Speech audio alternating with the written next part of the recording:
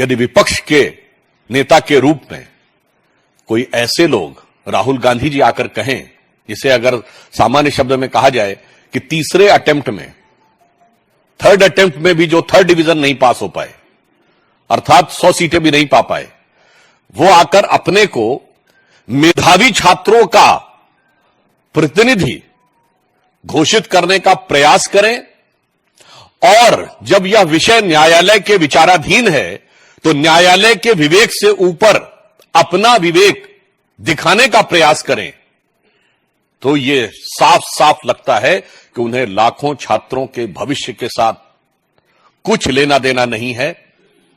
उन्हें सिर्फ इस विषय के ऊपर अपनी राजनीति करनी है।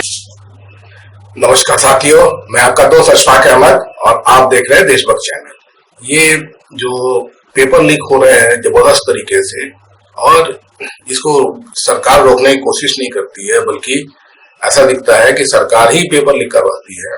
और उसका वजह यह है कि पूरा जो पढ़ाई का सिस्टम है उसको तहस नहस कर देना चाहती है मोदी सरकार, ताकि बच्चे पढ़ ना पाए और जो शूद्र हैं, जो दलित, आदिवासी, ओबीसी, माइनॉरिटी, तो ये गुलाम बन जाए।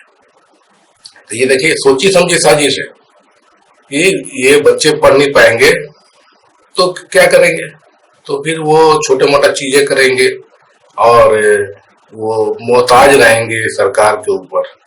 आपको पता है ना कि जैसे अभी मोदी जी 80 करोड़ लोगों को 5 किलो राशन देते हैं, वो सरकार के ऊपर मोहताज है, सरकार नहीं देगी तो मर जाएंगे। तो अभी उनका काम है कि आप सिर्फ मोदी जी को वोट दो, 5 किलो राशन पकड़ो और चुपचाप से रहो, बस यही मोदी जी का आइडिया है। तो ये जो बच्चे पढ़ लिख जाएंगे, फिर वो ये सब चीज नहीं करेंगे, सवाल पूछेंगे कि भाई हमारा हक है पढ़ाई का, शिक्षा, स्वास्थ्य का, और सड़क, बिजली, पानी, और जितना भी हक की बात जो होती है कि आजादी है, बोलने की आजादी, प्रेस की आजादी और आगे बढ़ने की सबको सुविधा हो, सबको संभावनाएं हो, तो मोदी जी की मुश्किल हो जाएगी, क्योंकि मोदी जी तरह चाहते ही नहीं है। मोदी जी चाहते हैं कि कोई आवाज न आए देश में, सब लोग चुपचाप से बस मोदी मोदी करें, है ना। और जो मोदी मोदी नहीं करे तो उसको वही करते हैं, जेल में पकड़ के जेल में डाल देंगे। किसी जैसे कि आपने देखा कि जो एक्टिविस्ट हैं बहुत सारे, वो जेल में पड़े हुए हैं, उनका कोई सुनवाई नहीं है, बिना किसी मतलब ये भी चार्ज भी फ्रेम नहीं होता है उनके ऊपर में, कोई ठीक से मतलब सुनवाई भी नहीं होती है, वो जेल में पड़े हुए सालों साल। उमर खालिद को ले लीजिए, 4 साल से बेचारा जेल में पड़ा है, उसको बेल क्यों नहीं मिलती है? क्यों जेल में पड़ा हुआ से क्या गुनाह है?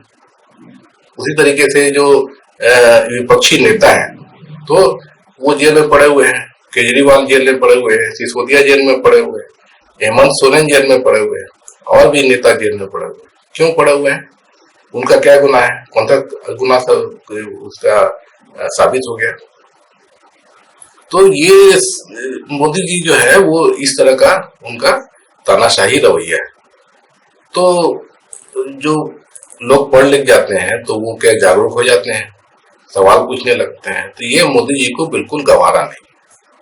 और वैसे भी आपको पता है कि आरएसएस नहीं चाहती कि जो शूद्र है वो पढ़ लिख जाए, वो समानता की बात करने लगे, अधिकार की बात करने लगे, तो ये चाहते ही नहीं।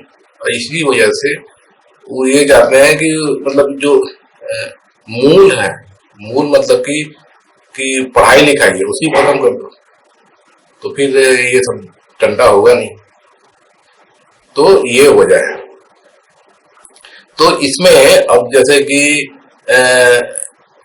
ये जो प्रवक्ता है भाजपा के सुधांशु त्रिवेदी, तो वो अब आ गए राहुल की बात करने लगे कि राहुल जो है वो तो खुद ही फेल है, पप्पू फेल है, वो कैसे सवाल उठा सकता है, तीसरे अटेम्प्ट में भी फेल हो गया। तो जो आदमी फेल हो जाता है तो वो बच्चों के एग्जाम की बात कैसे कर सकता है? तो भाई देखिए, जो पेपर लीक हो रहा है और जो चीटिंग करके पास होते हैं, तो वो तो ये सबसे बड़े गुनाहगार है ना। तो मोदी जी क्या है, चीटिंग करके पास हो रहे हैं ना। मोदी जी जो है चुनाव कैसे जीत रहे हैं, 2014 का चुनाव कैसे जीता था, चीटिंग किया था ना।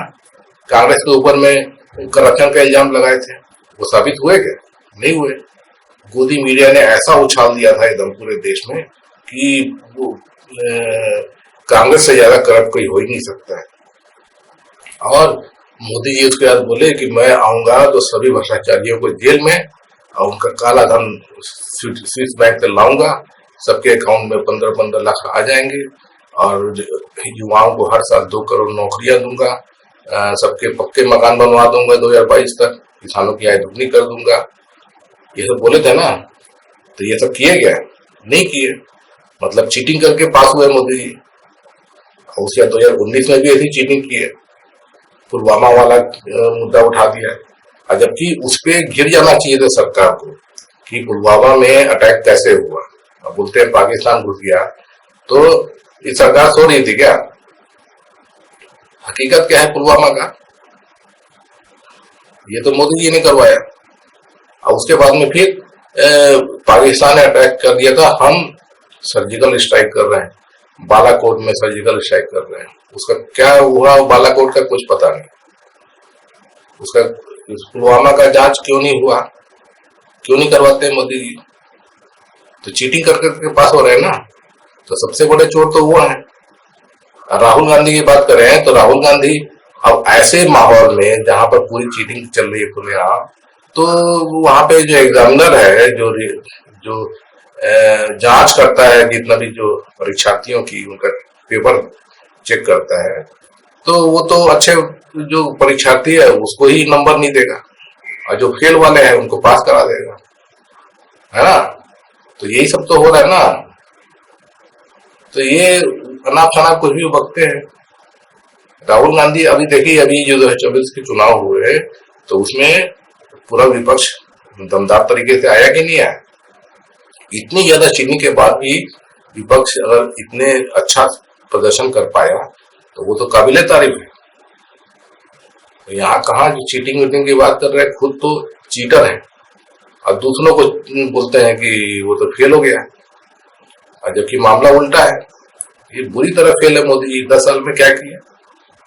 हाँ, सिर्फ चीटिंग करके तो पास हुए, काम तो कुछ किया नहीं। एग्जाम में कुछ लिख के आए थे क्या मोदी जी? हाँ, कुछ तो किए नहीं है 10 साल, और बात करते हैं चीटिंग की।